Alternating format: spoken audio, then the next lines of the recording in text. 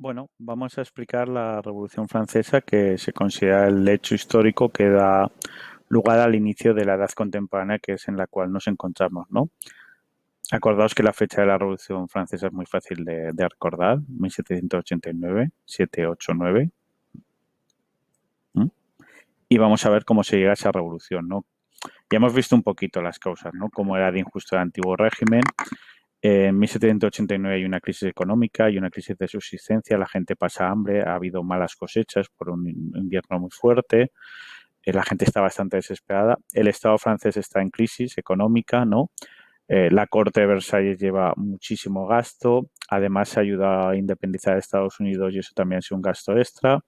Y acordaos que la nobleza y la iglesia no pagaban impuestos. Entonces, si unes todo eso, encontramos que el Estado francés pues gasta más de lo que ingresa, ¿no? Lo cual es un problema bastante grave.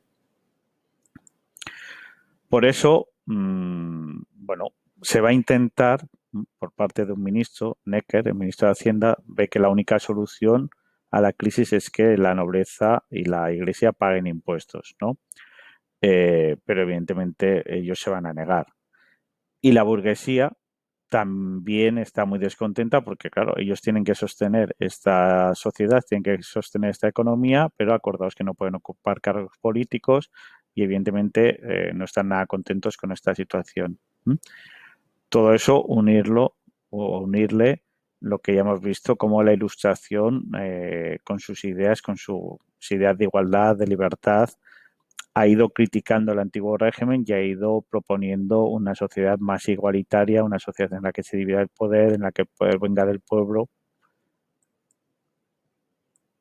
Todo esto ya lo hemos visto. Y además está el ejemplo de Estados Unidos, ¿no? Que ya se ha creado como el primer Estado siguiendo las ideas de la Ilustración. Entonces ya digo, cuando el ministro Necker reúne a los estados generales, a estas cortes de la Edad Media, para que la nobleza y la iglesia eh, paguen impuestos, estos dos se van a negar a pagar impuestos y los representantes del tercer estado en esos momentos deciden constituirse como Asamblea Nacional, decir, nosotros representamos al pueblo, vamos a hacer una constitución, vamos a hacer una declaración de derechos, o sea, seguir un poco las ideas de ilustración y además el pueblo de París en esos momentos asaltará la prisión de la Bastilla, que es una prisión real, el 14 de julio de 1789, que es el día que se pone como inicio la Revolución Francesa y hoy en día es el día de la fiesta nacional francesa, ¿no? O sea, son en el pueblo y la burguesía en esta revolución para acabar con lo que sería el antiguo régimen. Aquí está una imagen de asalto a Bastilla, este sería de la Asamblea Nacional, que se tienen que reunir en un frontón, en el juego de la pelota, es el único sitio donde caben y se pueden reunir. Al mismo tiempo se asaltan castillos, monasterios. La, la revolución tendrá tres etapas, ¿no? En la primera, el rey en un principio parece que acepta la constitución y el cambio, pero pronto la va a intentar traicionar y se va a intentar escapar. O sea, desde el principio él no está muy de acuerdo, él quiere mantener todo su poder. Entonces vendrá una segunda etapa cuando el rey sea juzgado y decapitado, que sea una república, que es la etapa más radical, cuando, entre otras cosas, hay sufragio universal masculino. Y la burguesía también tiene miedo, ¿no? de esta república democrática en la que se controlan los precios, los salarios y se elimina, por ejemplo, la esclavitud.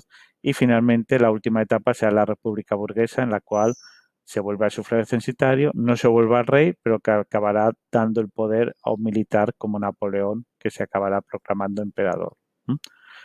Bueno, en la Revolución Francesa pasan muchas cosas importantes, ¿no? Tenéis una declaración de derechos de hombre y ciudadano, como en Estados Unidos. O sea, la gente ya no son súbditos, son ciudadanos, tienen derechos, ¿no? Este dibujo hace referencia a la tradición del rey, ¿no? Esa doble cara que por un lado decía que apoyaba la Constitución y por otro decía que la iba a destruir y que eso acabó con su intento de huida, juicio y decapitación, como he dicho.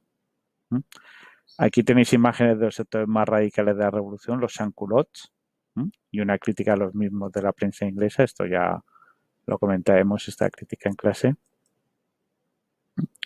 Y aquí el momento en el que acaba la República Democrática con la ejecución de Robespierre. que lleva a la última etapa que acabaremos con un Napoleón emperador. ¿Mm? Pero bueno, no me interesa tanto igual las etapas, sino las ideas que van surgiendo y que hemos desarrollando en el siguiente tema, ¿no? O sea, pensar que un poco la Revolución Francesa es la base, con las ideas de la Ilustración, la base del sistema político que tenemos actualmente. En España y en otros países tenemos una constitución, tenemos una declaración de derechos del hombre, una división de poderes, una separación de Iglesia y Estado. Incluso esta denominación de partidos de izquierda o derecha viene de la Revolución Francesa. El desarrollo de la prensa, de las escuelas públicas, de los museos, todo esto aparece con la Revolución Francesa, ¿no? Lo que se empieza a desarrollar el capitalismo, ¿no? Incluso el sistema de medidas que tenemos de metro, decímetro, de kilo, viene de la Revolución Francesa. ¿No? También es el origen del nacionalismo, ¿no? Una idea muy importante actualmente y que desarrollaremos en el siguiente tema. Y también es un impulso muy definitivo a la lucha de las mujeres por la igualdad. Un tema que también desarrollaremos en la unidad próxima. Bueno, como, como veis, hay bastantes temas que desarrollaremos ya en la siguiente unidad. Ahora simplemente se trata de tener una visión un poco general sobre lo que sería la revolución.